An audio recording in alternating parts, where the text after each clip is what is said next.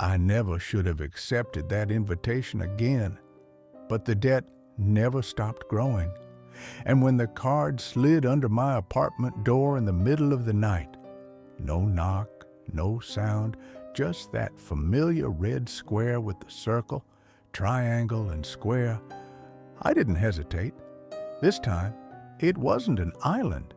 It was an old factory on the outskirts of Seoul, long abandoned and wrapped in rust and shadows. The guards wore the same pink jumpsuits, the same expressionless black masks with shapes. But something was different. Their movements were twitchy, like their joints didn't work right. One limped with a jerky gait. Another's head tilted too far, neck cracking faintly with each motion. There were only 45 players this time, each of us placed in a single room, room 456. That number again. But this wasn't the same bright white dormitory. This room was dark. The walls pulsed like skin. The ceiling dripped something thick and black. And in the corner was a faceless doll, slumped over in a child's chair, its head slowly turning whenever someone spoke. We weren't allowed to leave. We weren't told the rules. Until the TV mounted on the wall turned on by itself, static humming, and a distorted voice boomed, "Welcome to the final game. There is only one rule. Survive the night." A countdown began. 12 a.m. The lights went out. We screamed, scrambled, clawed in the dark, and then the room changed. Suddenly, we weren't in room 456 anymore. We were on the glass bridge from the last game, suspended in air, each step cracking louder than the last. Except now, the bottom was filled with hundreds of bodies, all twitching, headless, their arms reaching up as if begging to be freed. I blinked, and I was back in the room. One girl began laughing, then screaming. Something was behind her, something that wore the Squid Game guard's mask, but with dozens of black, dripping arms that crawled on the walls like a spider. It snatched her and melded into the corner, leaving behind her clothes and a single red shoe soaked in black slime. By 1 a.m., we were down to 35. The room kept changing. Each hour took us into a different game from before, but twisted like nightmares remembering the past. At 2 a.m., we played red light, green light, but the doll's face was gone, just a black void with teeth. It whispered your name when you moved, not shouted, whispered, like it was inside you, knowing your sins. When it turned around, one boy just exploded. His inside splattered against the wall in a burst of black smoke and screams. By 3 a.m., we couldn't scream anymore. Our voices were gone. Every time we opened our mouths, our own faces mimicked the guards, blank and hollow. People began clawing at their own cheeks, trying to pull off whatever was covering them. Only 18 of us left. At 4 a.m., someone tried to kill themselves, but the knife melted in their hand. The voice returned, "There is no exit, only the end." Then the walls began to bleed, not red, but a thick black ink, like oil. The ink poured into the room until we were chest deep, then neck deep. It was alive, dragging people down, whispering things in 1,000 voices. Some were loved ones, some were our own. I heard my sister's voice. She'd died years ago, calling for me from beneath the surface. I almost followed her. I almost wanted to. 5 a.m., only 5 of us left. Now the doll was standing, no longer plastic, no longer lifeless. It had grown tall, too tall, its arms dragging on the floor, the child's dress soaked and stretching, its head spinning slowly like a record. We were forced to sit in a circle, and it made us confess. One by one, we admitted the things we'd done to deserve this. The debts, the betrayals, the murders. One man refused, the doll screamed, not loud, but deep, like the floor itself was crying. He burst into black flames and was gone. At 6 a.m., only I remained. The doll looked at me with no eyes. The voice spoke one last time. "Congratulations, player 456, you win, but you may never leave." I woke up screaming in my own apartment. The card was gone. But when I looked in the mirror, I wasn't me anymore. I wore the black mask. And behind me stood the doll, smiling. 6 a.m. I thought it was over, but I was wrong. I hadn't left the game. I had just brought it home. The apartment was too quiet. The air was thick, like breathing underwater. Outside the window, nothing. No buildings, no sun. Just a swirling fog, gray and endless, with faint whispers echoing inside it. I tried turning on the lights. They worked, but they didn't light anything. The shadows didn't move. On the table, the Squid Game card had changed, white now, and written in smeared red. "Round 2 begins at midnight. Your past will be joining you." Then a second line formed as I watched, and they are very angry. 12 a.m., the walls began to bleed, not red, black. Thick, tar-like fluid oozed from the cracks, and in the liquid I saw faces, eyes wide, mouths open, screaming without sound. I recognized them, players I'd watched die in the first game. One crawled out of the wall. He had no lower jaw. He grabbed my wrist with freezing hands and whispered, "You let me fall." I begged. You watched. I ran. The door wasn't a door anymore. It opened into the dormitory from the games, but the lights flickered violently, casting shadows that didn't match anything in the room. The bunk beds were all upside down, nailed to the ceiling, and the floor covered in footprints. Tiny ones, children's footprints, burnt into the ground like they'd walked through fire. A TV turned on by itself. A single word in static font: "Seek." The lights went out. The second game had begun. This time, it was hide and seek in total darkness with ghosts. But they weren't just any ghosts.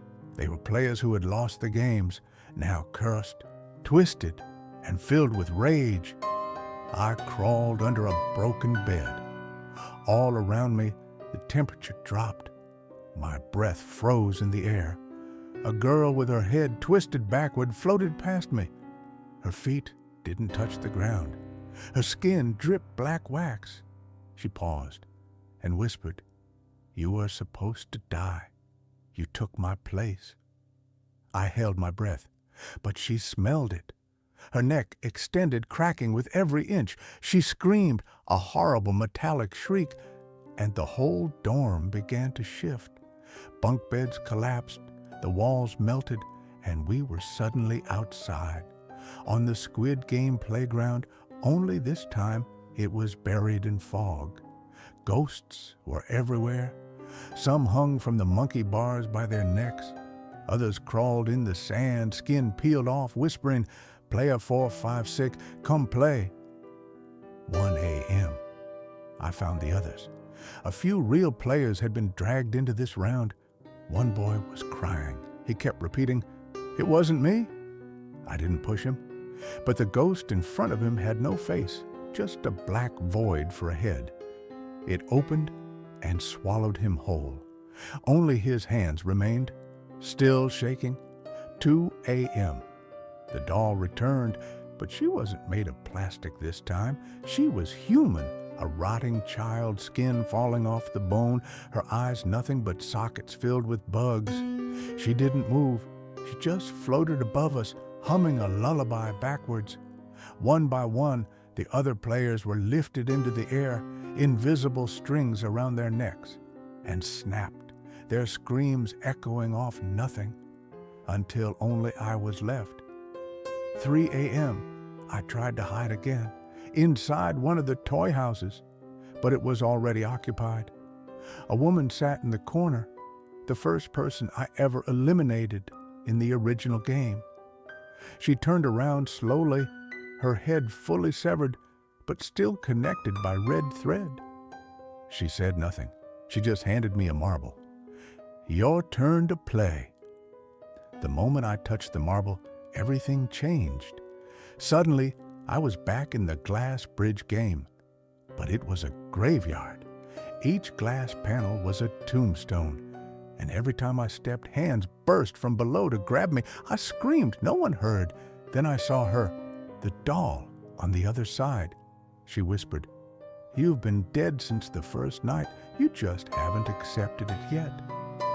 5:59 a.m. A bell rang. The game stopped. I woke up in my bed, soaked in sweat and ink.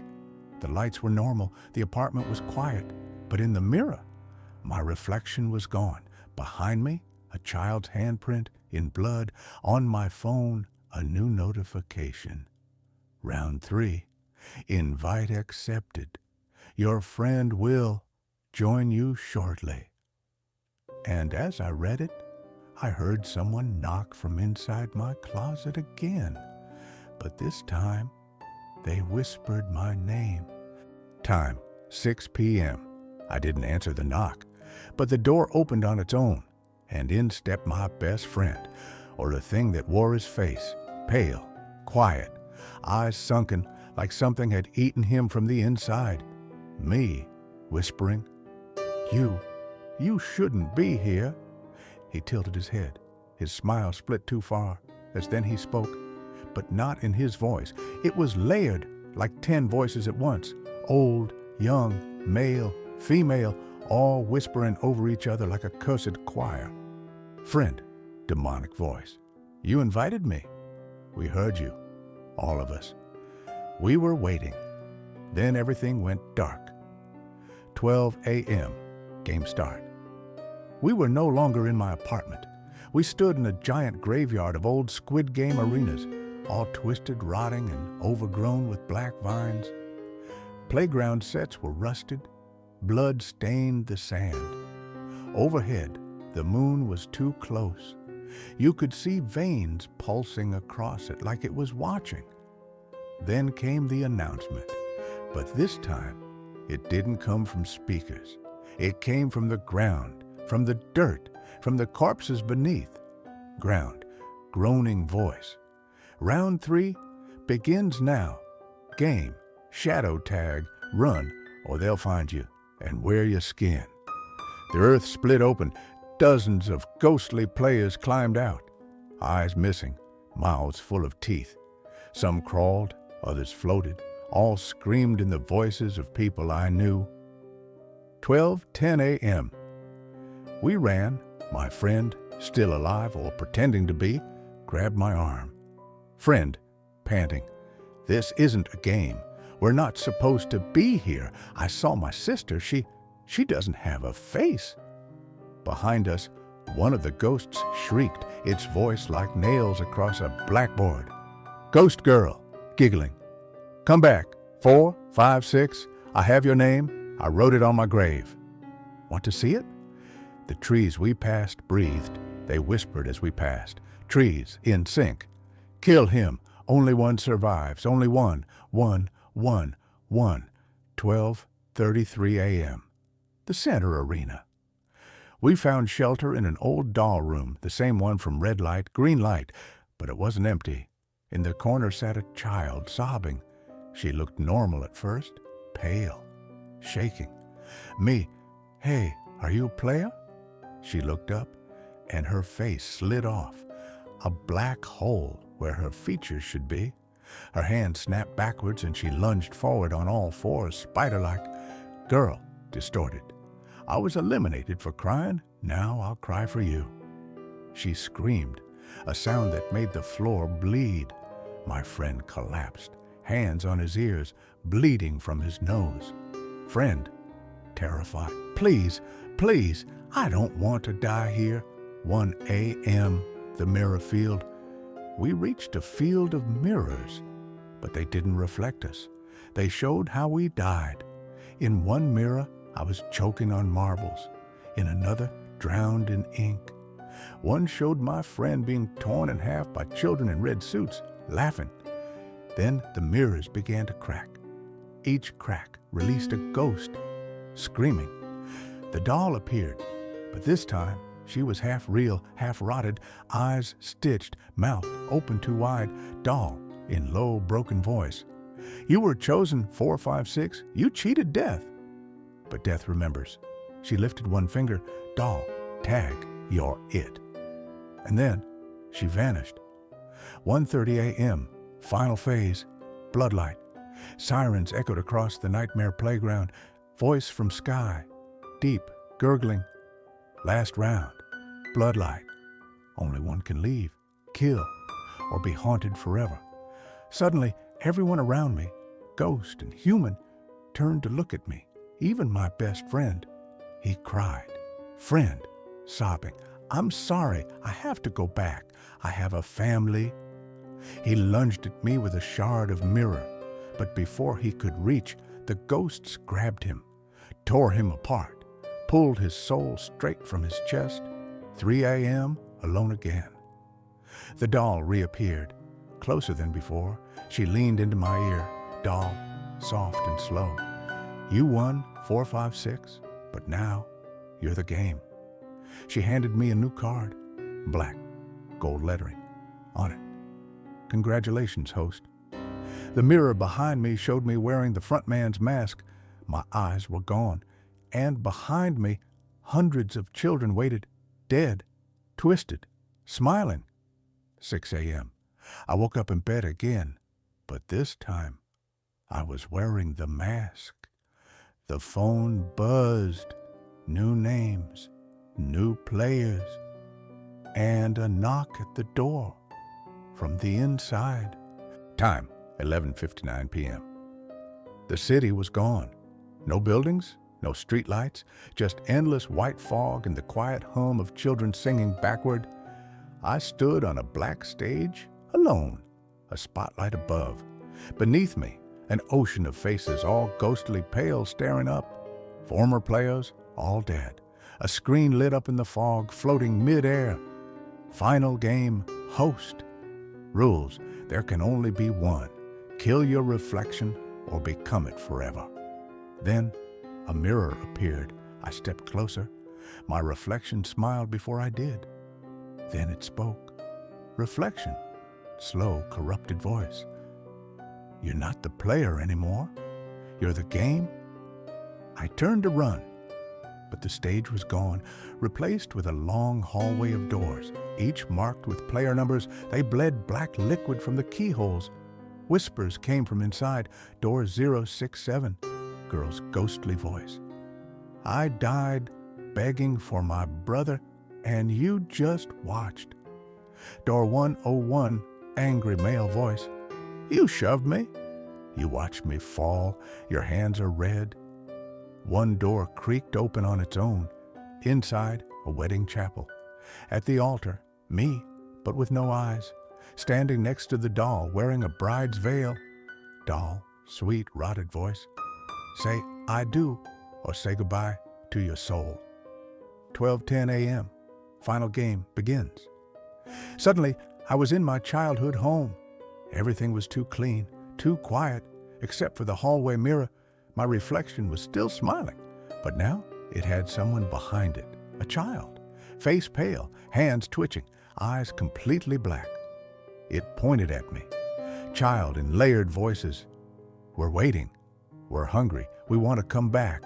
Me, terrified. Who are you? Reflection, smiling. We're you, the part that liked the games. 12:30 a.m., possession begins. My body stopped listening. I moved, but I didn't choose to.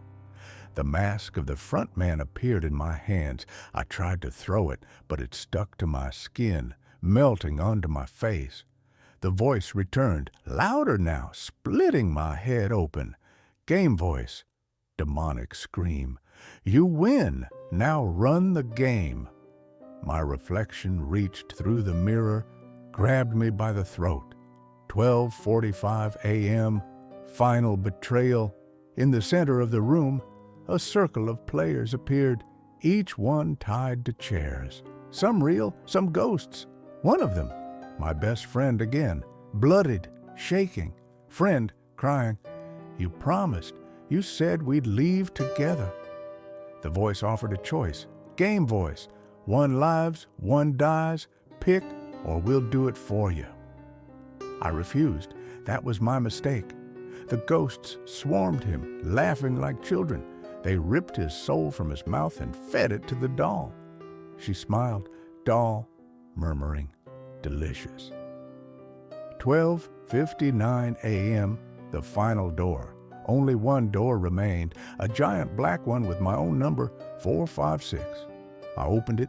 Inside, a throne made of broken masks, bones, and Squid Game cards. At the center, a mirror. My face looked normal again, but I knew better.